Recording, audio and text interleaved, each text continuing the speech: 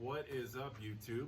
Got a quick video for you today that I'm going to do for all you Streamlight HL-X owners who prefer that one. There's a lot of you out there because it is cheap. You can find these for around $100, but the reason that I'm making this video is because if you're watching it, you probably already know it's been a problem. It's been around for a while. There is a design flaw in this thing, and what that is there's no front spring.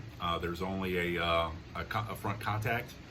And so what that does is anytime there's recoil going on, or if you drop the bolt, you'll notice a little bit of a flicker in the light. Anyways, this video I'm going to show you how to put an end to that. And the way you do it is, and by the way, this is for not only people who use CR123s, but also people who use 1850s.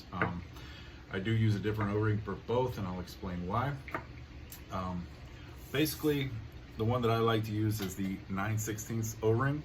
What I'm going to do is, right here in this tail cap, I'm going to drop it right around the spring, and then I'm just going to twist it right on. And what that does is that puts tension onto that battery, as opposed to just being the spring that's crammed up against it. You have that O-ring that's really smushed it into that front contact, which means that whenever you have the recoil, it's knocking that battery back. It doesn't lose contact with that front brass contact or whatever. Anyways, there's no specific size that you have to use, as long as they're relatively close and it's doing its job by making sure that that battery is smushed all the way forward.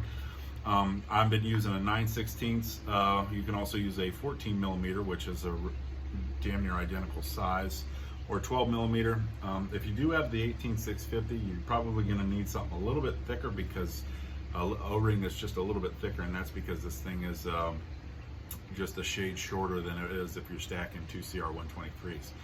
In that case, I would use a 7/16 in this one versus the 9/16. Yeah, that's right, 7/16 OD versus 9/16 ID. This one is just a shade thicker. All right, so I would use those preferably for the 18650 batteries. Anyway, if that's one of those things that annoys you while you're doing a night shoot, that should solve your problem. The other option, of course, is you can buy the Arasaka conversion tail cap, and then you have to stick a, because I plan on going this route anyway, so I have too much, this right here takes up too much rail space. That's why I'm going to be converting all of my Streamlights over to the Arasaka ones, or not Arasaka, but the mod button. And basically you have to buy the Arasaka conversion thing, then you have to buy the Streamlight tail cap, or not Streamlight, but Surefire tail cap, the Scout tail cap, and then you have to buy the mod button. So altogether, in order to completely convert this, you're probably looking around $130, $140, so somewhere in that neighborhood. I'm going to be doing that slowly but surely, just because I like to have as much space as possible. And this right here really kind of, considering where I grip my hand, it makes it tough to put it anywhere else, which leaves me no room for any front flip up iron sights. I got like one spot in there.